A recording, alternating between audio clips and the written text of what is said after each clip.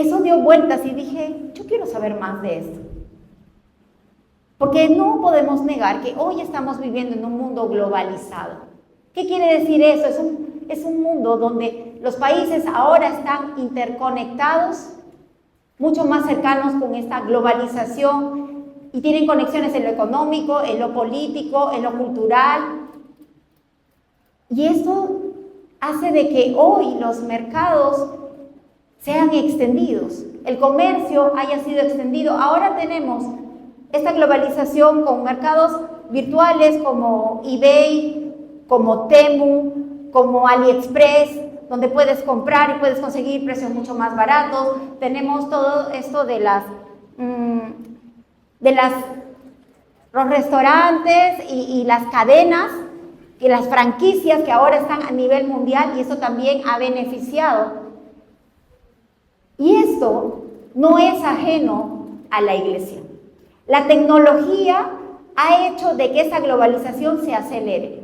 Y como iglesia nosotros también hemos aprovechado toda esta tecnología, porque hoy a través de las redes sociales podemos nosotros compartir el evangelio de una manera mucho más fácil y llegar a muchas más personas.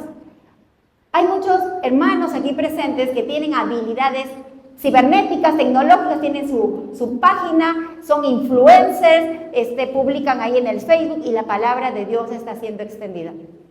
Sin embargo, hay un aspecto negativo también de todo este mover de la realidad virtual y de las redes, y es que esto nos ha hecho como ser más aislados, enfocados en lo que nos gusta a nosotros. Y cada vez que tú estás ahora buscando en las redes, estas redes tienen unos algoritmos por los cuales ellos empiezan a saber cuáles son tus gustos. Y lo que te sale ahí en el celular es justamente lo que tú quieres, justamente lo que te gusta, justamente la oferta que estás buscando. Y ahí estás, pasando la página, llegas del trabajo, llegas a la reunión cansada y dices, ay, estoy cansado, cansada, ya no puedo leer ahorita, quiero descansar un momento, voy a abrir mi celular un ratito, después me voy a dormir. Ahí estás 1 hora, 2 horas viendo lo que te gusta y ahí estás atrapado y atrapada. La iglesia está entretenida, la iglesia está como paralizada, concentrada en lo que le gusta, cada uno viendo lo que le gusta más. Antes era normal que en una casa hubiera un televisor y que todos compartiéramos ese televisor. Y teníamos que ponernos de acuerdo y hasta pelear a ver cuál de los programas íbamos a ver. A mí me toca. Y veíamos todos juntos. Oh, ya no, eso no es necesario. Porque cada uno tiene su propio aparato celular. Por favor, ponme la imagen de la familia tecnológica en la pantalla, gracias.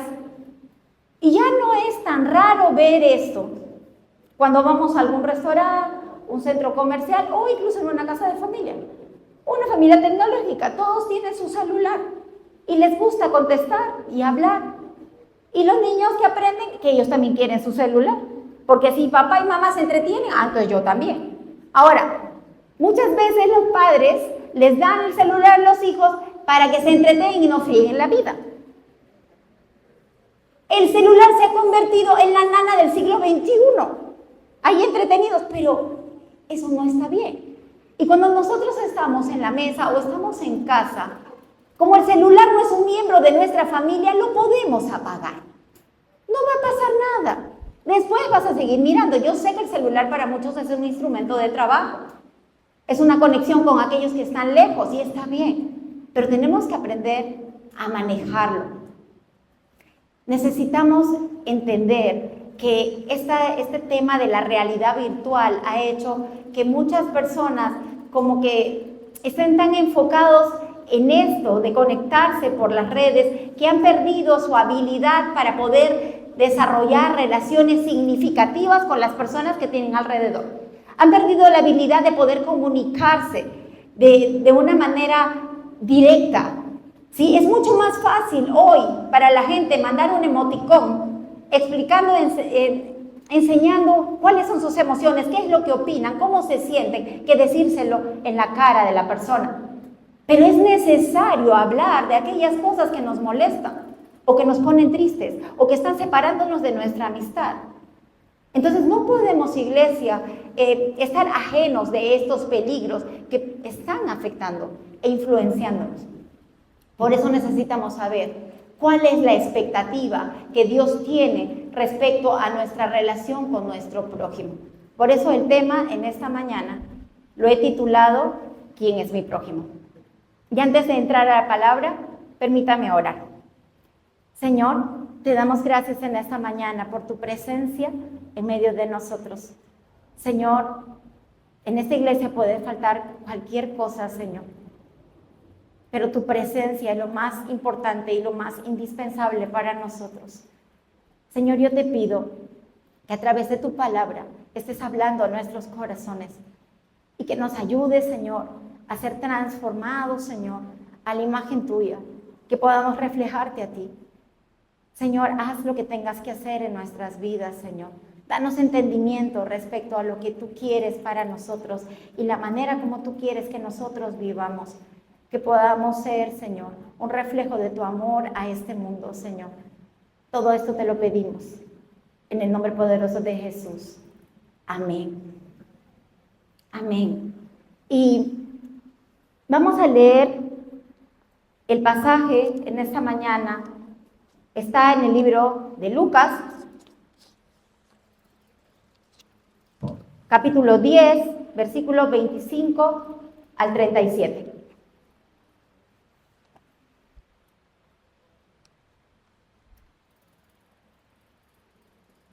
Y he aquí un intérprete de la ley se levantó y dijo para probarle: Maestro, ¿haciendo qué cosa heredaré la vida eterna? Y él dijo: ¿qué está escrito en la ley? ¿Cómo lees? Aquel respondiendo dijo: amarás al Señor tu Dios con todo tu corazón y con toda tu alma y con todas tus fuerzas y con toda tu mente, y a tu prójimo como a ti mismo.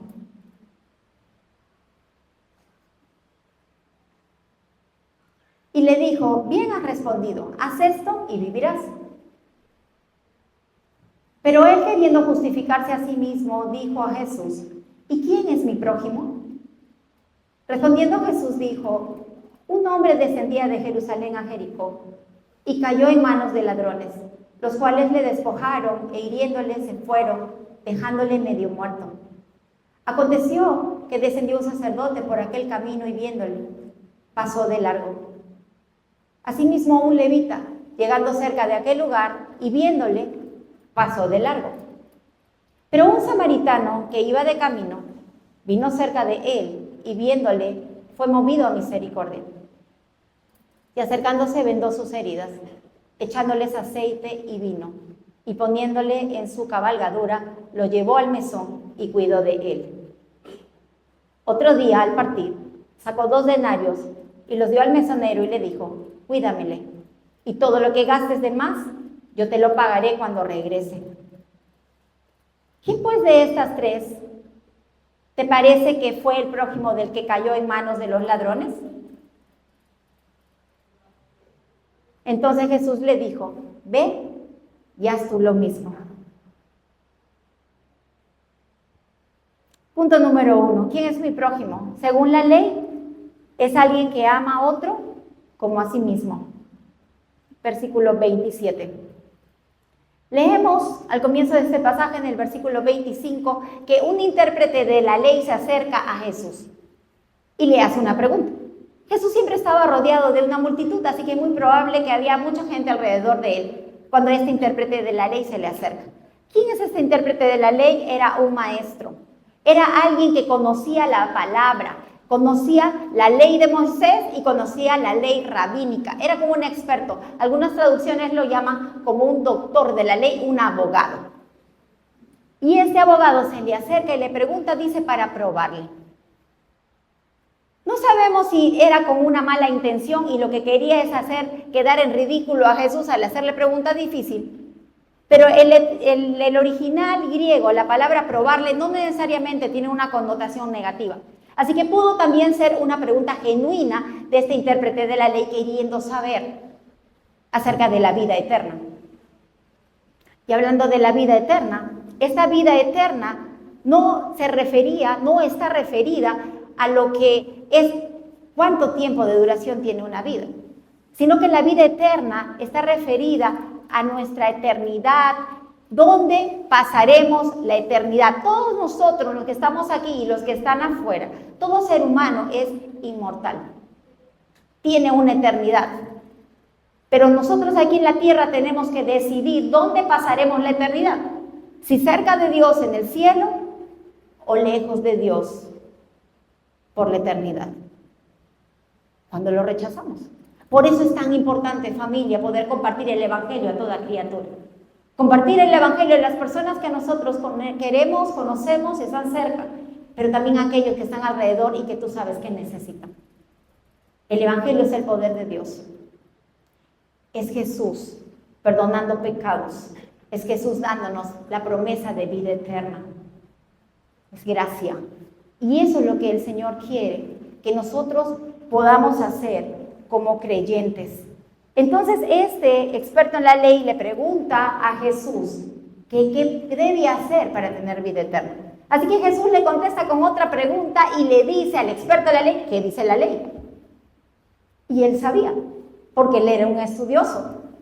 Y le contesta correctamente. Versículo 27. Aquel respondiendo dijo: amarás al Señor tu Dios con todo tu corazón y con toda tu alma y con todas tus fuerzas y con toda tu mente y a tu prójimo como a ti mismo. Y Jesús le dice: bien has respondido.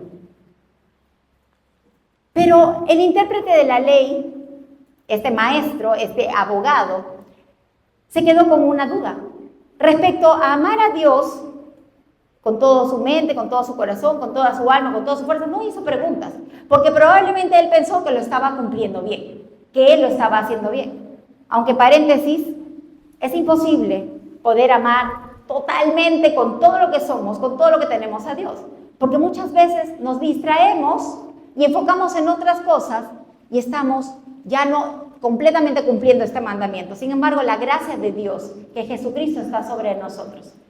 Pero este experto en la ley se preocupó más bien por la segunda parte. Dijo: ya esta parte de Dios, pero la parte del prójimo es lo que me preocupa un poquito. Así que él pregunta a Jesús y le dice: ¿y quién es mi prójimo? Él le hace esta pregunta a Jesús. ¿Quién es mi prójimo? Pregúntale a la persona que tienes al lado: ¿quién es mi prójimo?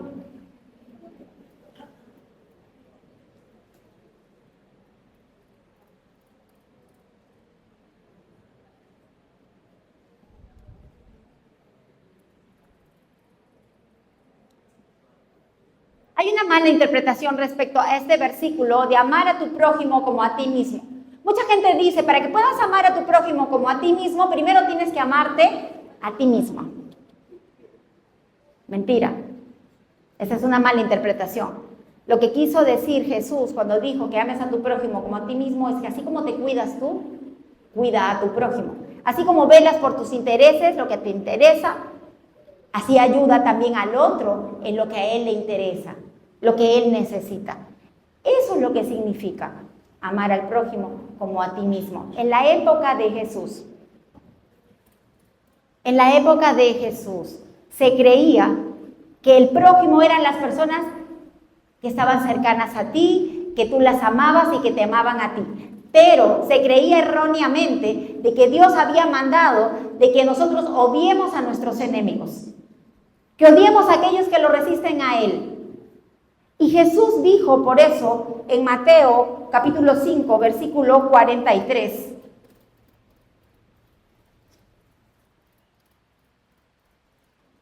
Oísteis que fue dicho: amarás a tu prójimo y aborrecerás a tu enemigo. Esa era la creencia equivocada de la época de Jesús, y ahora Jesús estaba aclarándole a este maestro de la ley. El prójimo también puede ser el enemigo. Pero este maestro de la ley erró también al pensar de que el amar a Dios está separado del amar al prójimo. Pero para Dios no es así. Amar a Dios implica que tienes que amar a los que Él ama. y que ames a las personas que están alrededor de ti, que ames a los hermanos que están alrededor de ti. Primera de Juan, capítulo 4, versículo 20 al 21.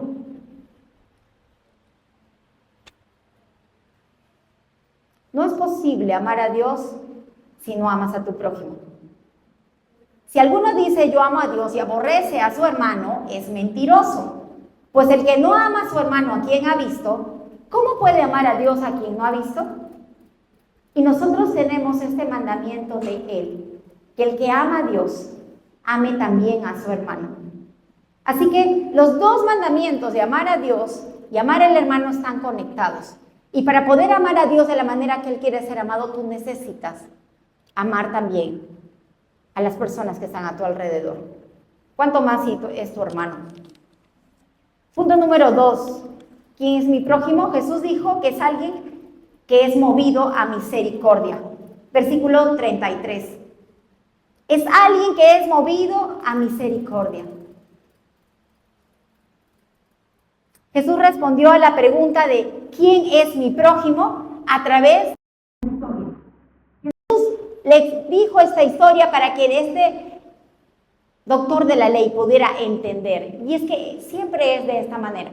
Cuando nosotros queremos entender la palabra de Dios, el Señor va a proveer una forma para que la podamos entender. No nos va a dejar en la letra, no nos va a dejar en la teoría. Él nos va a llevar a la práctica y a la aplicación de esa palabra. Por eso cuando tú estás leyendo la palabra de Dios, cuando tú estás leyendo tu Biblia diariamente, hay algo, una parte en la Escritura que como que se enciende, que como que te quema, que como que, oye, yo quiero saber esto, ay, ¿qué cosa es esto? Ay, yo quiero entenderlo un poco más, porque el Señor te quiere llevar a un entendimiento mucho más profundo. Y si tú le preguntas a Él, ¿qué quiere decir esto, Señor, para mi vida? Él te va a explicar. Y eso es lo que pasó con este doctor de la ley. Y Jesús le empieza a explicar lo que significa.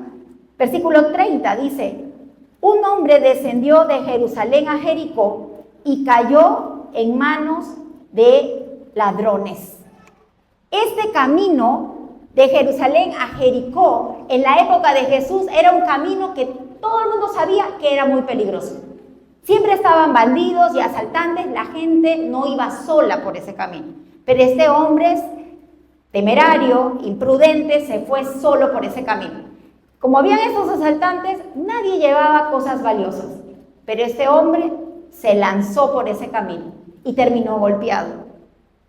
Probablemente la gente pensaría que como que se lo merecía, porque hizo algo que no debía hacer y se expuso de una manera indebida. Dice la palabra de Dios que vinieron estos ladrones y lo hirieron y lo dejaron junto al camino medio muerto. O sea, probablemente inconsciente. Y dice que por ese camino bajaba un sacerdote y que cuando lo vio, dice que siguió de largo. Y luego dice que por ese camino también pasó un levita, que era un servidor de Dios, los levitas, la tribu de Leví, lo que servía en el templo. Y vio a este hombre medio muerto y él también pasó por el camino y siguió de largo. Pero dice que por ese camino pasaba también un hombre samaritano. Paréntesis. El sacerdote y el levita eran judíos. El hombre que había sido herido, golpeado y casi medio muerto también era judío. De acuerdo a la ley de Dios, él era el prójimo del sacerdote y del levita. Pero en el caso del samaritano, el samaritano con los judíos eran enemigos por años. Porque el pueblo de Samaria fue conquistado por Asiria y los de Samaria se mezclaron con los gentiles. Hicieron una raza mestiza, ya no era la raza pura que venía de la simiente de Abraham. Y por eso había un rechazo de los judíos a los samaritanos. Y como había esta influencia pagana de los asirios sobre ellos, ellos también cayeron en idolatría. Por eso tenían una rivalidad racial y religiosa. Y los samaritanos y los judíos no se llevaban entre sí. Pero en la historia que Jesús narra, en vez de esperar quizás de que otro judío que no era de la clase religiosa, sino era una persona que simplemente un común y silvestre pasaba por ahí y lo ayudara, Jesús introduce a un samaritano, a alguien que era rechazado y repudiado por ese hombre que estaba tirado junto al camino. Dice la palabra de Dios que cuando ese samaritano vio a este hombre medio muerto por el camino, fue movido a misericordia. ¿Cuántas excusas nosotros tenemos para dejar de ayudar a las personas? Yo traté de imaginarme algunas excusas que quizás el sacerdote o el levita podían haber dado al pasar cerca de este hombre que estaba herido y medio muerto, necesitado de auxilio. Tengo que ir al templo, tengo que trabajar, mi familia me está esperando. Este ya no tiene salvación, es una bala perdida. Este hombre nunca me ha pedido ayuda a mí. Voy a orar en mi casa por él. ¿Cuántas de esas excusas nosotros también podemos dar cuando vemos una situación compleja a nuestro alrededor? ¿Sabes? Este peligro de estar tan conectados en las redes y en la realidad virtual y ocupados en nuestras propias cosas, hacen de que perdamos la perspectiva de la vida, que perdamos la perspectiva de la gente que está a nuestro alrededor y lo que está sucediendo a nuestro alrededor. Y mucha gente también finge, porque no quiere verse como derrotada o como entristecida. Pero si tú te demoras un poquito más que una mirada en esa persona, vas a poder darte cuenta de cómo está en su corazón. Si lo miras rápidamente, probablemente la persona, ¿y cómo estás? Bien. Pero por dentro está herida. Pero si tú le sigues conversando y le sigues observando, no va a poder mantener esa cara de felicidad todo el tiempo. Y si tú le dices, ¿me permites orar por ti?, es probablemente que la persona abra su corazón y se muestre tal y como está. Pero para eso necesitamos tiempo. Necesitamos un enfoque para poder mirar. Una determinación de qué es lo que queremos hacer. Y aquí estaba el samaritano acercándose a este hombre. Dice la palabra de Dios que vendó sus heridas, que echó aceite, y el aceite era para quitar el dolor de esas heridas, servía para eso. Echó vino, y el vino era como un alcohol, como un antiséptico sobre esas heridas. Dice la palabra que lo cargó a este hombre medio muerto y lo trasladó a otro lugar. Dice que lo cuidó y que pagó sus gastos. Dice que al retirarse, porque probablemente también era un hombre ocupado y tenía algo más que hacer, dejó 2 denarios al mesonero. Y ese equivalente a 2 denarios, probablemente en esa época los eruditos dicen que era equivalente a 2 semanas de hospedaje. Y le dijo, y si te falta algo más, yo te lo pagaré. Este samaritano fue movido a misericordia. Nosotros también muchas veces estamos siendo movidos a misericordia. Pero las experiencias del pasado muchas veces nos hacen insensibles para poder ayudar a alguien, para poder detenernos, porque quizás nos han pagado mal, porque quizás nos han engañado y no queremos volver a ser engañados. Pero cuando tu corazón es movido a misericordia, cuando el Espíritu Santo pone en tu corazón, ayúdale, dale, hazlo. No te detengas. Y si esa persona que te está pidiendo o que está necesitando te engaña, no te está engañando a ti, le está engañando a Dios. Tú estás dando con todo tu corazón y Dios está mirando. Pero no perdamos la oportunidad de poder ayudar a otra persona. A veces son cosas pequeñas. A veces es algo que tú ves que la persona necesita y que tú tienes en ese momento. He escuchado historias y testimonios de personas que se han quitado sus medias para dárselas a otra persona que estaba en la calle descalza. He escuchado testimonios de personas que se han quitado sus zapatos porque tienen más de 2 pares de zapatos en su casa. Da lo que tengas. Deja que el Señor te use. Muchas veces los niños son mucho más sensibles que nosotros los adultos. Y cuando vamos por la calle, los niños dicen, mamá, mamá, hay que darle.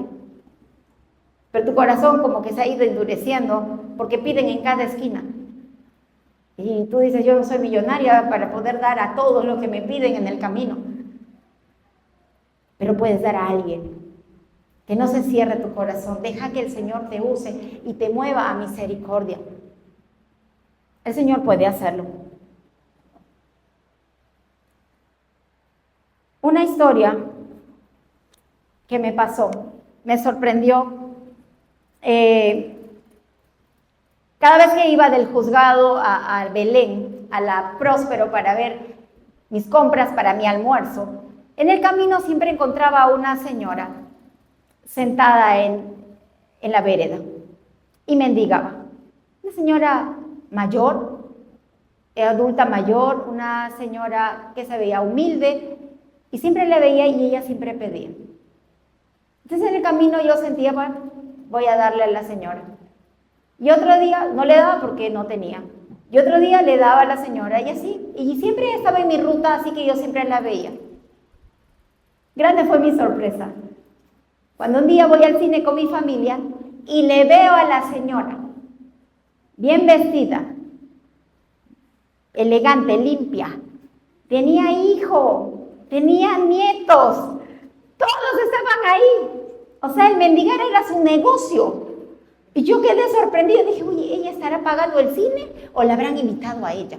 Ay, ¿cómo será? Pero eso no es mi tema. Yo no debo meterme ahí. Yo daba con todo mi corazón y Dios sabe. Puede ser que seamos engañados, pero no por eso te limites a poder ministrar con ese amor de Dios y poder ser sensibles a la necesidad de las personas a tu alrededor. Mira, este samaritano era el enemigo de esta persona, pero él no lo dudó. Punto número 3. ¿Quién es mi prójimo? Es aquel que decide tomar la oportunidad para ayudar a otros.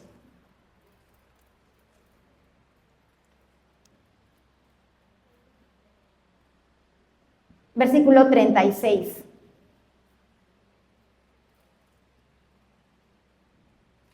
¿Quién pues de estos tres te parece que fue el prójimo del que cayó en manos de los ladrones? Él dijo, el que usó de misericordia con él. Entonces Jesús le dijo, ve y haz tú lo mismo. De acuerdo al pensamiento judío, y el que le estaba preguntando, el doctor de la ley, era un judío, y le estaba preguntando a Jesús, que era un judío. De acuerdo al pensamiento judío, el sacerdote y el levita deberían haber ayudado a su prójimo, porque era judío. Pero después de toda esta explicación de la narración de esta historia, Jesús le pregunta al doctor de la ley, ¿cuál de estos tres crees que fue el prójimo de este hombre herido? Y ahí es como si se volteara la tortilla completamente. Porque la pregunta inicial de ¿y quién es mi prójimo? Ahora pasa a preguntarse uno mismo, ¿soy yo el prójimo de alguien? Porque aquí la palabra prójimo no habla de simplemente una persona que está al lado de otra, o una persona que pasa al costado de otra, porque si no, tanto el levita como el sacerdote hubiera sido el prójimo de este hombre herido. Sino el prójimo se convierte en prójimo cuando decide actuar y hacer algo para ayudar a otra persona. Y acá Jesús le pregunta al doctor de la ley, le dice, ¿cuál de esos tres crees que fue el prójimo de ese hombre? Y recuerden que había una resistencia y un rechazo entre judíos y samaritanos. Este doctor de la ley ni siquiera pudo decir el samaritano, sino que dijo el que hizo misericordia. Y Jesús le dice, ve tú y haz lo mismo. Sé tú un prójimo, es lo que le está diciendo Jesús. Y es lo que nos está diciendo a nosotros. No se trata de quién es mi prójimo, quién me va a ayudar, quién tiene la obligación de ayudarme. Se trata de que yo me convierta en un prójimo para otra persona, de que pueda salir de mi comodidad. para ayudar a otra persona. ¿Me dejo entender? Eso es lo que Dios está buscando. ¿Quieres una motivación para poder ser un prójimo para otro? ¿Quieres una motivación para poder ser un prójimo para otro? Esa persona que fue asaltada, que fue herida y tirada media muerta junto al camino, somos nosotros. Así estábamos nosotros. El samaritano es Jesús. Jesús vino en un momento de dificultad. Él vendó tus heridas, Él te cargó, Él te ayudó, Él suplió tu necesidad y la sigue supliendo. Ese corazón de Jesús es el que debe estar en ti y en mí. Dice que el Espíritu del Santo mora en nosotros, que nosotros, iglesia, somos luz y sal de esta tierra, y nosotros debemos reflejar a Jesús a este mundo en la oscuridad. Debemos dejar de que Dios use nuestras vidas. El levita y el sacerdote representan la religión. La religión no puede salvar. La religión no puede ayudar, solo Jesús puede hacerlo. Si nosotros vivimos para Jesús, somos las manos de Jesús, somos los pies de Jesús, somos la boca de Jesús en este mundo. Dios quiere usar tu vida. Dios quiere darte la oportunidad de poder ser bendición. Pero para que eso suceda, considerando todo lo que estamos viviendo, la forma acelerada en que estamos viviendo, las redes que nos bombardean y la escasez de tiempo que tenemos que hacer dos cosas para que esto pueda suceder. La primera es ponerte de acuerdo con Dios. Y al levantarte cada mañana, tú le puedes pedir: Señor, usa mi vida. Quiero ser bendición para otros. Y la segunda cosa es que tú mantengas bien abiertos tus ojos y no te desconcentres. Y que puedas ver lo que está pasando alrededor de ti y las personas que están alrededor de ti. Y Dios nos mueve a misericordia a veces en momentos menos adecuados, en momentos de dificultad, donde parece que como no es oportuno. Pero cuando el Señor te mueve misericordia, deja que el Espíritu Santo guíe tu vida y haz lo que tienes que hacer. Yo recuerdo un caso. Hace algunos años volví al derecho y estaba llegando un caso del área penal. Era una denuncia por apropiación ilícita. Y mi cliente tenía el 50% de una propiedad, pero en el contrato decía que había vendido el 100%. El abogado, que era el comprador, había hecho este contrato de mala fe. Y mi cliente, que era un cristiano de esta iglesia, estaba en tremendo lío. Cuando leí su expediente me di cuenta de que estaba complicado el caso. Y le dije: ¿por qué firmaste? Porque no leí, me contestó. Está difícil tu caso. No te puedo asegurar que vamos a ganar. Yo no voy a mentir por ti. Y si quieres llevar tu caso a otro abogado, yo no te condeno, yo entiendo. Es tu libertad. Y esta persona me dijo: pastora, yo quiero que tú lleves mi caso.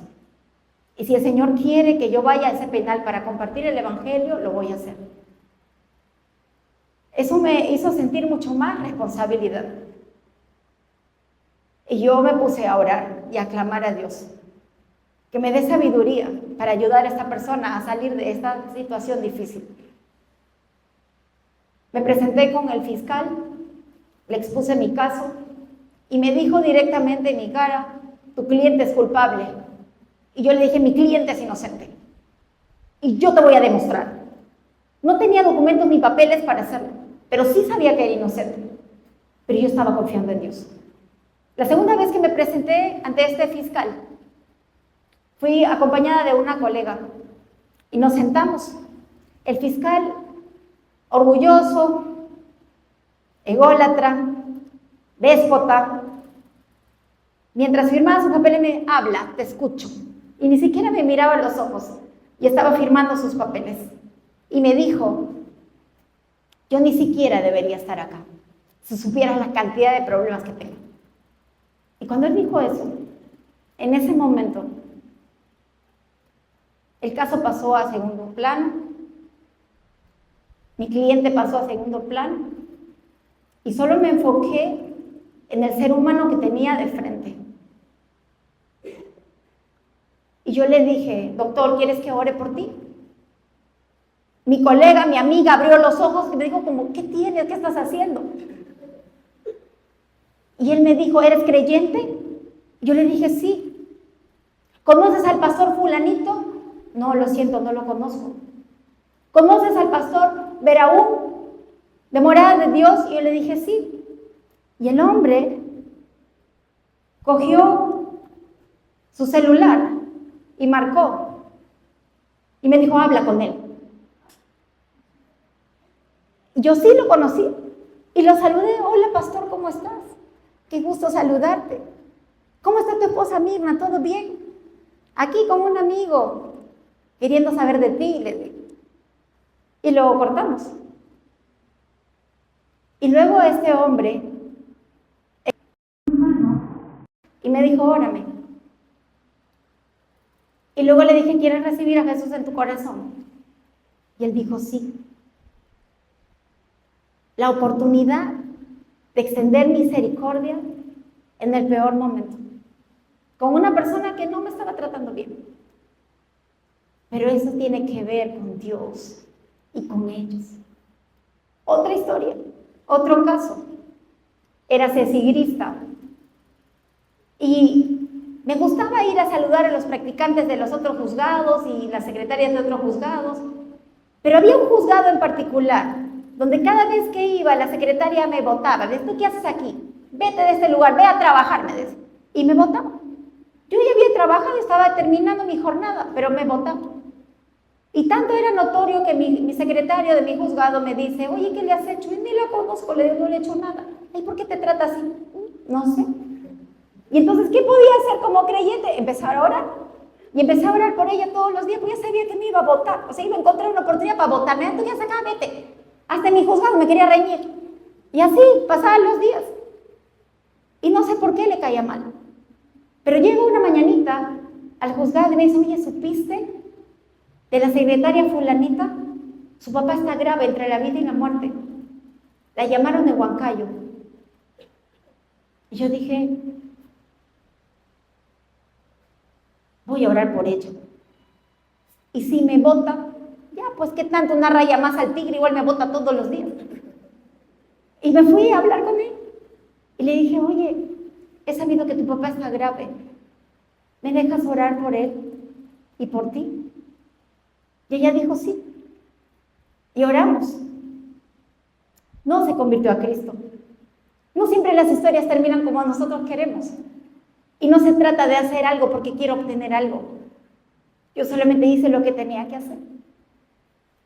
Dios quiere usar nuestras vidas para impactar, para mostrar el amor de Dios donde nosotros estamos. Pero no dejemos pasar la oportunidad. Seamos usados por el Señor, porque no se trata de quién es mi prójimo, sino se trata de si yo soy un prójimo para alguien en este momento. Mira a tu alrededor, mira la necesidad.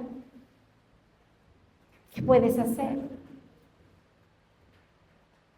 Siempre el Señor te va a guiar, porque ese es el corazón de papá.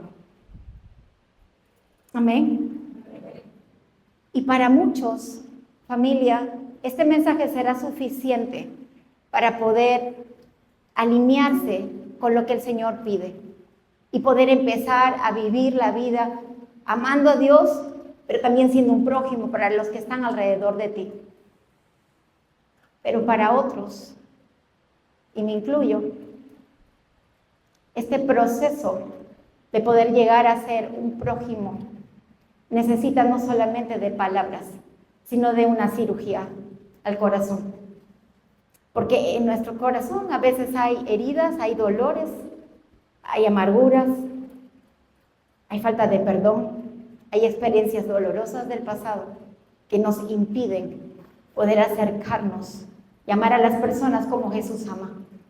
Amar a las personas de la manera como Él te ama a ti. Y tienes que estar consciente. Para algunas personas perdonar es súper fácil, pero para otras personas queda todavía como un dolorcito, como un resentimiento.